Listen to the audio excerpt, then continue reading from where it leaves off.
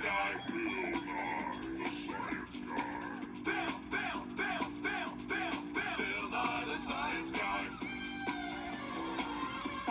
rules. Inertia is a property of matter.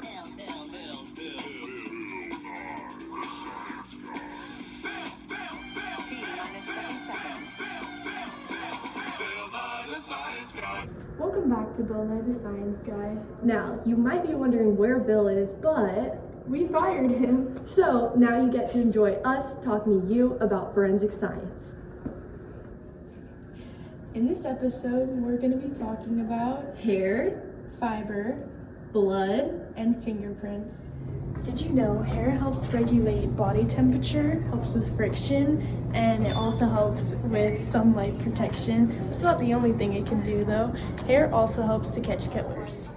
For this experiment, we're going to be showing you different types of hair that can be found at a crime scene using a microscope. And to do this, we're going to be using my natural undyed hair and my blonde bleached hair.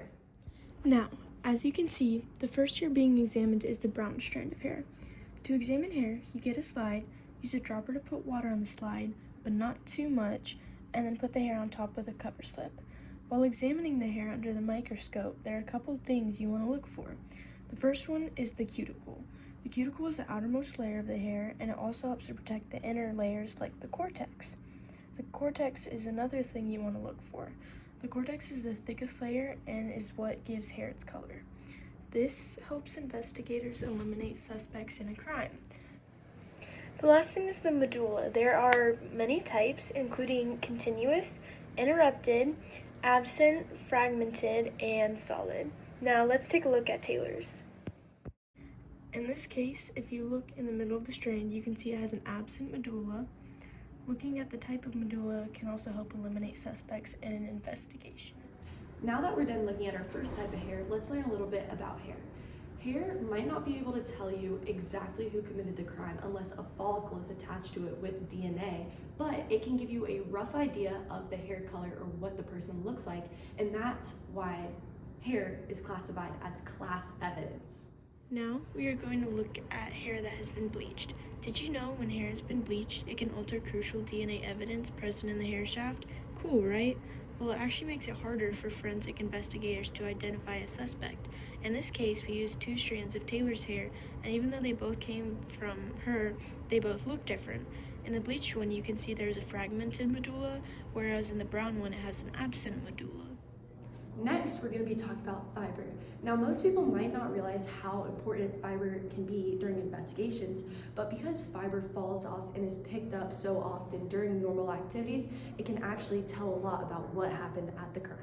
So, how does fiber help a forensic case, some would ask? Well, it can help locate the location of suspects, the possibility of violence, and point of origin.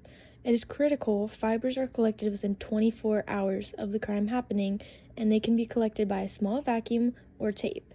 In these videos, you can see a red fiber being examined, and in examination, things you're looking for is things like characteristics, shapes, and markings. So the red fiber that was just examined was off of a sweatshirt. So if you've ever been wondering what your sweatshirt the fiber from your sweatshirt might look like under a microscope, it's highly likely that's what it looks like. So the next fiber we're going to be examining is a black fiber off of sweatpants. When examining fiber from a crime scene, you can use destructive tests to analyze fiber. Now, you may be asking, what is a destructive test? Well, a destructive test can be something like burning the fiber or dissolving them in various liquids, and depending on how the fiber reacts, it can give forensic scientists an idea of what type of fiber was at the crime scene. Now we're going to be showing you the different types of blood spatter patterns using fake blood, syringes, and droppers. First, I'm going to be starting with passive drips.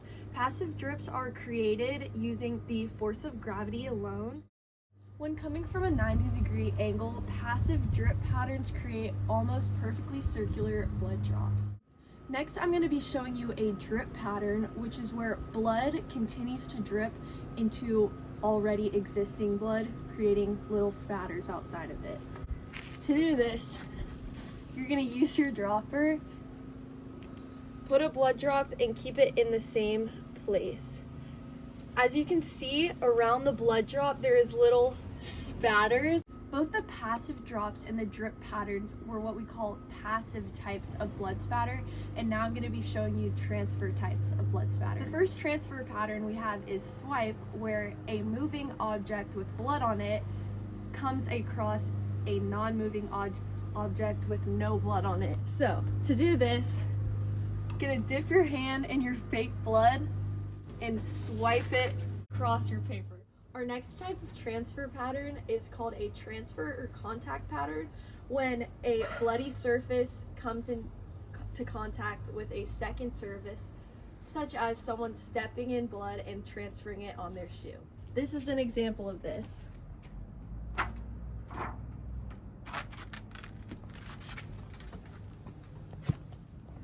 As you can see, a footprint is left, and this can help forensic analysis determine shoe types and shoe sizes on suspects. Next, we're going to be showing you projected and impact patterns, and the first we're going to do is arterial. Arterial spurting is when blood exits the body at high speeds and forces a lot of blood out when an artery is breached. To show this, you're going to get a syringe and fill it up with your fake blood. And then, just like the name, as you can see, it's essentially a large spurt of blood out of the body. Our next type of projected pattern is cast off, where blood is thrown from a blood-bearing object, such as a knife or a hammer. To do this, you're gonna dip an object in blood and just throw it at your paper. Cast off essentially can help investigators know what object was used and where the perpetrator was standing or hitting someone during a crime.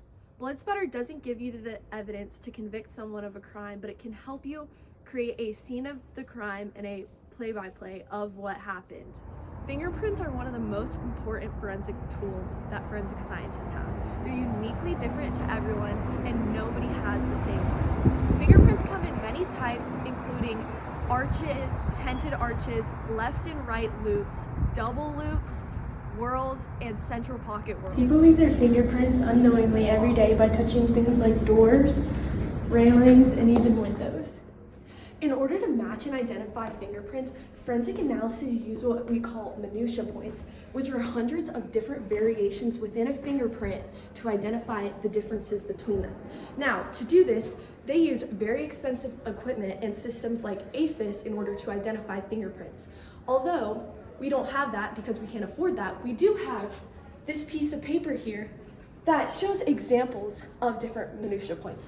For example, this dot, this break in the line, not all people have that, and things like that are what we use to identify fingerprints. Next, we're going to show you how forensic scientists collect fingerprints from crime scenes using the same tools they do. Showing you the tools used, starting off with a slide, some lightning powder, a fingerprint brush, some tape, and an evidence card. Next, you're going to take a small amount of powder and put it on the fingerprint. After brushing the fingerprint, you can see a small amount of it. Now, taking a small amount of tape, you're going to carefully put it on the fingerprint, making sure not to get bubbles. After you gently put it on, you're going to peel it off.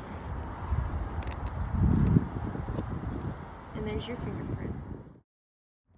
Now you're going to gently transfer it onto your evidence card. Now you have a perfectly preserved fingerprint that's good for examination. And that's all for this episode. Thank you guys for watching. I hope you learned something about forensic science. And next time you commit a crime, remember these things that could incriminate you. Bye.